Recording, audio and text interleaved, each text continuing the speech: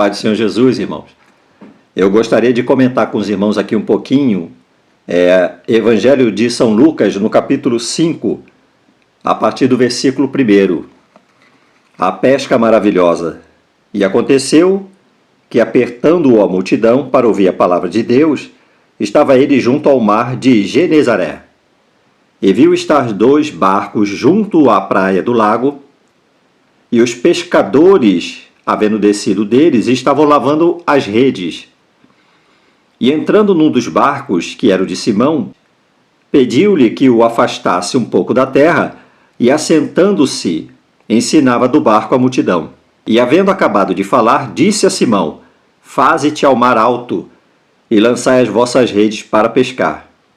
E respondendo Simão, disse-lhe: Mestre, havendo trabalhado toda a noite, nada apanhamos, mas sobre tua palavra lançarei a rede. E fazendo assim, colheram uma grande quantidade de peixes, e rompia-se-lhe a rede. E fizeram sinal aos companheiros que estavam no outro barco, para que os fossem ajudar. E foram e encheram ambos os barcos, de maneira que quase iam a pique. E vendo isto, Simão Pedro prostrou-se aos pés de Jesus, dizendo: Senhor, ausenta-te de mim, que sou um homem pecador. Pois que o espanto se apoderara dele e de todos os que com ele estavam, por causa da pesca de peixes que haviam feito. E de igual modo, também de Tiago e João, filhos de Zebedeu, que eram companheiros de Simão. E disse Jesus a Simão: Não temas, de agora em diante serás pescador de homens. E levando os barcos para a terra, deixaram tudo e o seguiram. Meus irmãos, imagine se essa experiência o Senhor Jesus ele realizasse nos nossos dias, em plena época da teologia da prosperidade, não é? Imagina o Senhor Jesus operando um milagre tão grande desse, e quando chegasse à terra, à praia, não é? Pedro chegasse para Jesus e dissesse: Senhor, vamos montar uma empresa, né? Porque eu trabalhei a noite toda. Essa palavra no grego, trabalhar, tem um sentido de trabalhar até exaustão. Então Pedro, como pescador, ele sabia, irmãos, o que era trabalhar até exaustão. Trabalhar até exaustão e não receber nada. Não prosperar naquilo que estava fazendo. Mas digamos que Pedro chegasse até a praia e dissesse para o Senhor: Senhor, vamos montar uma empresa, né? Nós vamos dar emprego para muita gente, nós vamos fazer uma obra social muito grande, nós vamos ficar bastante conhecidos e vamos poder, Senhor, ampliar esse ministério, vamos estender esse ministério de uma maneira extraordinária, porque imagina todos os dias uma pesca como essa. Será maravilhoso demais, não é? E Pedro, no versículo 8, e vendo isto, Simão Pedro prostrou-se aos pés de Jesus, dizendo: Senhor, ausenta-te de mim, que sou um homem pecador. O primeiro sentimento que o homem tem quando ele tem um encontro com Jesus é o reconhecimento do seu pecado.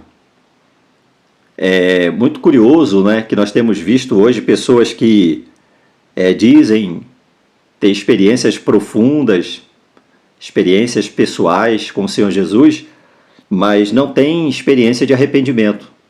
Não se percebe através do fruto dessa pessoa que ela teve uma experiência real e genuína com o Senhor Jesus. Pedro teve.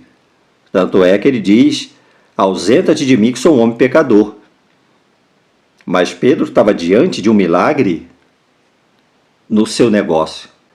Ele poderia dizer: Senhor, vamos montar uma empresa. Senhor, é muito bom isso que o Senhor fez.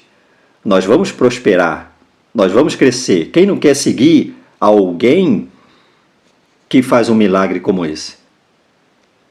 Mas não era essa a proposta do Senhor Jesus. O Senhor Jesus, ele diz aqui, olha, versículo 10. E disse Jesus a Simão: Não temas, de agora em diante serás pescador de homens. E levando os barcos para a terra, deixaram tudo e o seguiram. Pedro entendeu a experiência. Pedro entendeu o que o Senhor Jesus estava querendo falar com ele. Chamada é uma experiência pessoal. Arrependimento de pecado é uma experiência pessoal. Ninguém pode se arrepender por você nem por mim. Ninguém pode se converter por você e nem por mim. Isso é uma experiência pessoal. Cada um de nós tem que ter essa experiência, a experiência de arrependimento de pecado. É uma experiência pessoal com Cristo. Nós não precisamos de nenhum outro intermediário a não ser o Senhor Jesus. Agora veja, irmãos, a proposta de Jesus foi dizer para Pedro: olha, não temas, de agora em diante você será pescador de homens. Dali em diante, Pedro ele passa a seguir Jesus junto com Tiago e João. E Pedro, por um período de 3 anos e meio, ele convive com Jesus 24 horas. Né? Ele vê os milagres do Senhor, ele ouve os ensinamentos do Senhor, ele vê a maneira como Jesus tratava as pessoas, e o Senhor falava a respeito do reino dos céus para Pedro e para os demais discípulos, dando-lhes um completo conhecimento do que seria essa missão: resgatar almas para o reino de Deus, livrar as almas da condenação eterna. Completamente diferente, não é, irmãos, da proposta do evangelho que é pregado em nossos dias, né? Um evangelho de entretenimento, um evangelho onde Deus realiza todos os sonhos pessoais das pessoas, um Deus que está ali acariciando o ego do ser humano e está preocupado em tornar o ser humano completamente satisfeito com a realização dos seus sonhos pessoais. Mas nos dias de Jesus, nos dias de Pedro, nos dias dos apóstolos, quando eles foram chamados pelo Senhor, o Senhor Jesus foi bem claro com eles que a missão deles era ganhar almas para o reino de Deus. Você vê lá em Mateus capítulo 10, o Senhor Jesus, naquela primeira missão, na missão dos 12, dá aos discípulos poder, autoridade. Em Lucas fala no capítulo 9 do Senhor dando virtude para eles e poder para pregarem o evangelho do reino de Deus. Não é? A proposta do evangelho, meus irmãos, é ganhar almas para o reino de Deus. É falarmos do plano de salvação. É falarmos para o pecador que ele precisa se arrepender de seus pecados e entregar sua vida a Jesus. Nós estamos aqui nessa terra de passagem. Não é? Podemos viver aí muitos anos, como não importa.